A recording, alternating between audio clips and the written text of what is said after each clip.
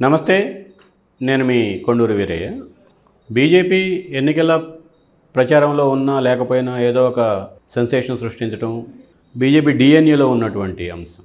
ఇప్పుడు తాజాగా 7 దఫాల్లో పోలింగ్ జరుగుతూ ఉంది. అందులో జమ్మూ కాశ్మీర్ ఉమ్మడి రాష్ట్రంలో 5 పార్లమెంట్ స్థానాలు ఉన్నాయి.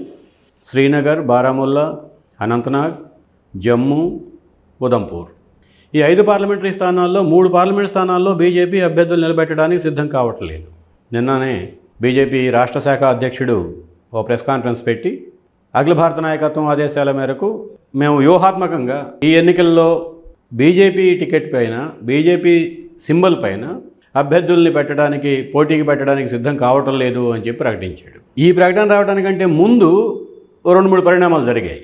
జమ్మూ కాశ్మీర్లో అత్యంత ప్రజాదరణ కలిగినటువంటి నాయకుడు, కాస్తంత గుర్తింపు, గౌరవం, ఓ రాజకీయ నైతికత ఉన్నటువంటి ఫరూక్ అబ్దుల్లా ఛాలెంజ్ చేశాడు. మీరు జమ్మూ కాశ్మీర్ రాష్ట్రాన్ని 370 అధికారాన్ని రద్దు చేయడం ద్వారా జమ్మూ కాశ్మీర్ రాష్ట్రాన్ని భారతదేశంలో విలీనం చేసామో అని చెప్తున్నారు కదా, as if it is not part of India till that time.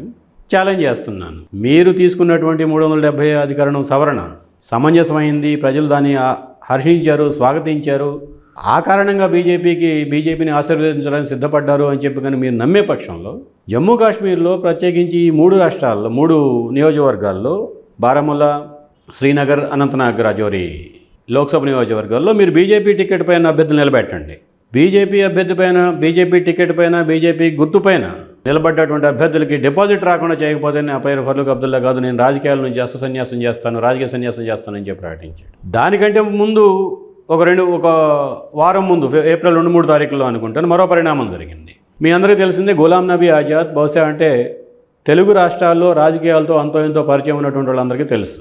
2004లో AICC నుంచి ఆంధ్రప్రదేశ్ ఇన్ఛార్జిగా ఉన్నటువంటి వ్యక్తి, రాజశేఖర రెడ్డి ముఖ్యమంత్రి కావడానికి ముందు ఉన్నటువంటి ఆ రాజకీయ మతలబులు, అభ్యర్థుల నిర్ధారణ అని, అభ్యర్థులను ఫైనలైజ్ చేయటం, సీట్ల కేటాయింపు, పొత్తులు, ఇవన్నీ కూడా నిర్ణయించినటువంటి వ్యక్తి. కేంద్రంలో 2-3 సార్లు మంత్రిగా పనిచేసినటువంటి అనుభవం ఉన్నటువంటి వ్యక్తి. పార్లమెంటరీ ప్రతిష్టాత్మకమైనటువంటి పౌర విమానయాన శాఖ మంత్రిగా పనిచేశాడు. పార్లమెంటరీ అఫైర్స్ మినిస్టర్గా పనిచేశాడు UPA 1 హయాంలో. ఢిల్లీ సర్కిల్లో బాగా పాపులారిటీ ఉన్నటువంటి గులాం నబీ ఆజాద్. మొత్తం మీద 2019 తరువాత బీజేపీ ఏ గాలం వేసిందో తెలియదు కానీ ఆయన కాంగ్రెస్కి రాజీనామా చేసి Jammu Kashmir democratic progressive Azad party, మరి అదే విచిత్రమైనటువంటి కాంబినేషన్. ఆ పార్టీ పేరు మీద 2022లో పార్టీని ప్రారంభించారు. జనంలోకి వెళ్తున్నాడు. స్థానిక ఎన్నికల్లో మేము ప్రయత్నం చేస్తున్నాము, అసెంబ్లీల్లో మేము ప్రయత్నం చేస్తున్నాము అని చెప్పుకున్నారు. కానీ లోక్సభ స్థానంలోకి వచ్చేటప్పటికి అనంతనాగ్ నుంచి పోటీ చేయాల్సినటువంటి గులాం నబీ ఆజాద్ చివరి నిమిషంలో తాను విత్డ్రా అయిపోయాడు. ఎవరో ఒక చోటమోటా లోకల్ నాయకుడిని అభ్యర్థిగా నిలబెట్టారు. ఈ 15 రోజులు ఏప్రిల్, మార్చి చివరాఖరు నుంచి మొదలు పెట్టుకొని ఇప్పటివరకు జరిగినటువంటి పరిణామాలను కనుక పరిశీలిస్తే జమ్మూ కాశ్మీర్లో ప్రజల్లో బీజేపీ పట్ల అత్యంత వ్యతిరేకత ఉన్నది అనేది స్పష్టమవుతోంది. ఆ వ్యతిరేకత వేడి ఢిల్లీలో ఉన్నటువంటి బీజేపీ అగ్రనాయకత్వానికి కూడా సోకింది, తాకింది. అంతేకాదు, లడాక్ ప్రాంతంలో లడాక్కి ఆత్మగౌరవం ఇచ్చామని చెప్తున్నారు. అంతకుముందు ఉమ్మడి రాష్ట్రంలో భాగంగా ఉన్నటువంటి లడాక్కి ఎట్లయితే తెలంగాణ, ఆంధ్ర కలిసి ఉన్నప్పుడు తెలంగాణ ఆత్మగౌరవం దెబ్బతింది అన్నటువంటి వాదనలు ఏదైతే జరిగాయో, అదే పద్ధతుల్లో లడాక్లో అక్కడ ఉన్నటువంటి ఆదివాసీ తెగలకి, ఇతర రకరకాలైనటువంటి సామాజిక తరగతుల ప్రజలకి చట్టసభల్లో కానీ, విధానసభల్లో కానీ, అసెంబ్లీల్లో కానీ ప్రాతినిధ్యం లేదు అన్న వాదన తీసుకొచ్చి లడాక్ని కేంద్రపాలిత ప్రాంతం కింద మార్చారు. ఇప్పుడు ఆ లడాక్ నుంచి ఇప్పుడున్నటువంటి లడాక్ బీజేపీ ఎంపీ ఆయన చేసినటువంటి వాగ్దానాలు 2019లో కానీ 2014లో కానీ చేసినటువంటి వాగ్దానాల్లో ఒక్కటి కూడా అమలు జరగలేదు అని చెప్పి అక్కడ ఉన్నటువంటి స్థానిక ఆదివాసీ తెగలకి సంబంధించినటువంటి ప్రతినిధి వాంగ్చుక్ అనే ఆయన నిరాహార దీక్ష చేస్తున్నాడు. ఆయనకు మద్దతుగా దేశవ్యాప్తంగా ఢిల్లీలోనూ బయట పర్యావరణ కార్యకర్తలందరూ, పర్యావరణ ఉద్యమంతో సంబంధం ఉన్నటువంటి వాళ్ళందరూ, ప్రత్యేకించి జమ్మూ కాశ్మీర్ పర్యావరణాన్ని కాపాడాలనుకున్నటువంటి వాళ్ళందరూ కూడా ఆయన చేస్తున్నటువంటి ఆందోళనకి, ఉద్యమానికి మద్దతు తెలుపుతున్నారు, సంఘీభావం ప్రకటిస్తూ ఉన్నారు. ఆయన ఒక ప్రకటన చేశాడు, మీరు చేసినటువంటి వాగ్దానాలని అమలు చేయకుండా ఈ ప్రాంతంలో మీ పార్టీ టికెట్ మీద అభ్యర్థులు నిలబెట్టే పరిస్థితి అయితే ఉంటే మేము వాళ్ళని ఓడించడానికి వెనకాడే పరిస్థితి లేదు. మీరు కార్పొరేట్ కంపెనీలకు అమ్ముడుపోయారు. లడాక్ ఒక సుందరమైనటువంటి ప్రాంతం, ప్రకృతి ఒడిలో ఉన్నటువంటి మమ్మల్ని తీసుకెళ్ళి పారిశ్రామికవేత్తల ఒడిలో పడేస్తూ ఉన్నారు. వాళ్ళు చేపడుతున్నటువంటి భూమి చదును కార్యక్రమాలు కానీ రకరకాల కన్స్ట్రక్షన్ యాక్టివిటీస్ తోటి ఆ ప్రాంతంలో ఎప్పుడూ పొల్యూషన్ అంటేనే కాలుష్యం అంటే ఏమిటో తెలియనటువంటి ప్రజలకి కాలుష్యాన్ని పరిచయం చేశారు మీరు. మా ప్రాణాలు గాల్లో కలుస్తూ ఉన్నాయి, ఈ మొత్తం పర్యావరణం దెబ్బతింటోంది, హిమాలయాల బేస్లో ఉన్నటువంటి పర్యావరణం అంతా దెబ్బతింటోంది. హిమాలయాల పర్యావరణం దెబ్బతింటం అంటే దాని పర్యవసానాలు చాలా తీవ్రంగా ఉంటాయి.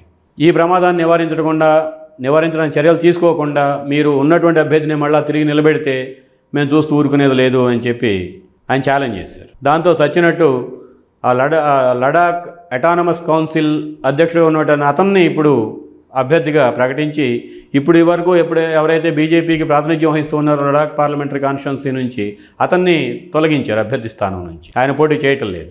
సో ఇవన్నీ పరిశీలించినప్పుడు జమ్మూ కాశ్మీర్ రాష్ట్రంలో బీజేపీ వేసినటువంటి ఎత్తుగడ పిసిరిన పావులు పాచికలు ఆ పార్టీకి అక్కడికి రావటం లేదు, ఆ పార్టీ ప్రజలకు దూరమైంది అన్న విషయం స్పష్టమవుతుంది. దీన్ని కప్పిపుచ్చుకోవడం కోసం కొన్ని భారీ నిర్ణయాలు తీసుకునేటప్పుడు ఒక అద్భుతమైనటువంటి ఫలితాలు సాధించాలి అని చెప్పి అనుకుంటున్నప్పుడు చిన్న విజయాల్ని వదులుకోవాల్సి ఉంటుంది.